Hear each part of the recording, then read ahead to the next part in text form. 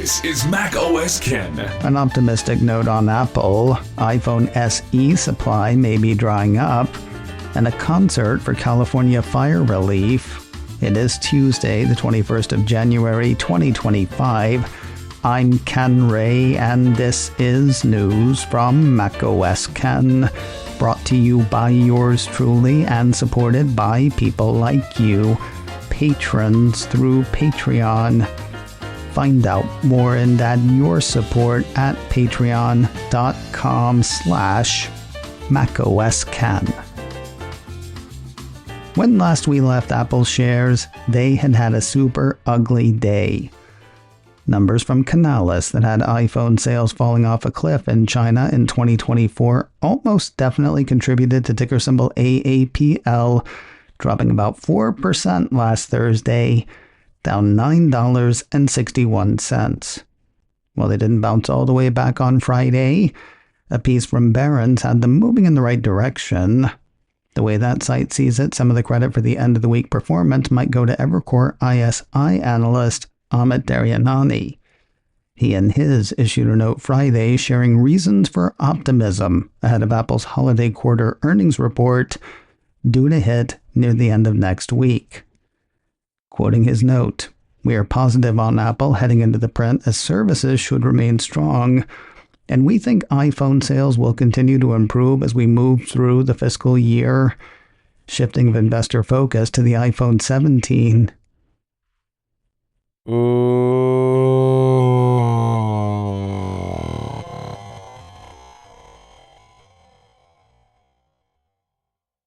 Shifting of investor focus to the iPhone 17 and SE, plus another better-than-feared China quarter, should also add some incremental positivity to the narrative around iPhone. And you do have to accentuate that incremental positivity. At least a little bit. Mr. Daryanani has an outperform rating on Apple shares. His price target on the shares is $250. Another sign that a new iPhone SE model is on the way. The old one appears to be running out. At least that's the word in the latest Power On newsletter from Bloomberg's Mark Gurman. Mac Rumors highlights his latest, which has inventory of the entry-level iPhone quickly drying up at a large number of Apple stores here in the States. It is worth noting, as the piece does, iPhone SE is still available to order from Apple's site. It's not the kind of movie M. Night Shyamalan might make. His stuff tends to be more cerebral. This is more the thing that wouldn't die level of horror.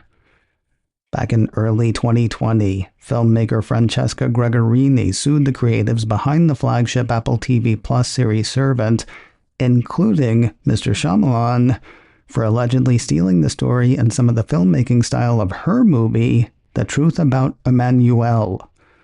Later that year, the case was dismissed.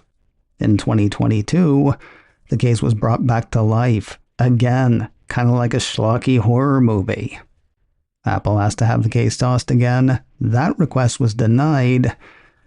Back in 2022, that cleared the case for a jury trial. And guess what is finally happening? Apple Insider highlights a report from Variety that says the case is actually being argued before a jury. At stake, as much as $81 million in damages. Now, I'm not saying Gregorini has no case. I don't know. I will say $81 million seems kind of steep. Her movie is said to have grossed $235 across 2 cities in 2013. Now, that's more money than any movie I've ever made grossed, but the gulf between $235 and $81 million seems kind of big. The case, which started last week, was expected to last a couple of weeks, according to the report. This next story seems kind of defeatist, but also kind of cool. 9 to 5 Mac says cops in Arvada, Colorado are giving out AirTags and tile trackers to decrease the number of auto thefts. Okay, is that going to decrease the number of thefts or just increase the likelihood of finding them if/when they're stolen? According to the piece, a key part of the giveaway is an included sticker that can be placed on a vehicle to warn off potential criminals. The sticker declares that police will be able to track the vehicle if it's stolen, since it is tracker equipped. So really the sticker is the deterrent, right? I think they figured out a way they could do this for less money. As it has done on MLK Day for several years running, Apple on Monday turned its landing page over to honoring the work and legacy of Dr. Martin Luther King Jr. It was a more dynamic presentation than in years past. Usually it's just one picture with a quote by King.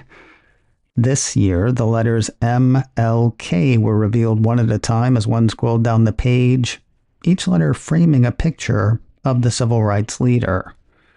Mac Rumor says the page highlighted some of King's most impactful quotes. Among them, the function of education is to teach one to think intensively and to think critically. You must decide to speak for yourself. Nobody else can speak for you. And we cannot preserve self without being concerned about preserving other selves. The page also linked to further reading, including an article about King on Apple News and a book written by King available for free on Apple Books. Worth noting, the book, Why We Can't Wait, was also free for Amazon's Kindle and Barnes & Noble's Nook. And finally today, here's hoping this isn't happening too soon. Cult of Mac has word of a benefit concert to help those affected by the wildfires in Los Angeles. According to the report, Apple TV and Apple Music will stream the upcoming FireAid benefit concert to help victims of the ongoing wildfires. And yes, they are ongoing. Having scorched nearly 24,000 acres, the Watch Duty app says the Palisades fire is only 61% contained. Things look better for the Eaton fire, which is said to be 87% contained after destroying just over 14,000 acres. Sure would be neat if the Santa Ana winds would stop picking up, though. As for the concert, it'll actually be split between two sports arenas, both located in Inglewood, California. Listed among the performers are Billie Eilish and Phineas, Dave Matthews and John Mayer, Earth, Wind, and Fire. Seriously, Southern California could do without two of those, couldn't it? Lady Gaga, Green Day, Jelly Roll, Red Hot Chili Peppers, Gwen Stefani, Sting, and that's only about half the lineup announced. In-person tickets will be made available starting tomorrow. Some AMC theaters will show the shows as they happen. And, as mentioned, they'll stream through a number of channels, including the aforementioned Apple services. No subscription required, it seems. The show is set for Thursday, the 30th of January at 9 p.m. Eastern, 6 p.m. Pacific, according to the report. macOS Can, brought to you by me and supported by people like you, patrons through Patreon. Find out more and add your support at patreon.com/macOSCan. Advertising handled by Backbeat Media, online at backbeatmedia.com. You can reach me a couple of ways. info@macoscan.com or call 716-780-4080. Until next time, that is news from macOS Ken. I'm Ken Ray.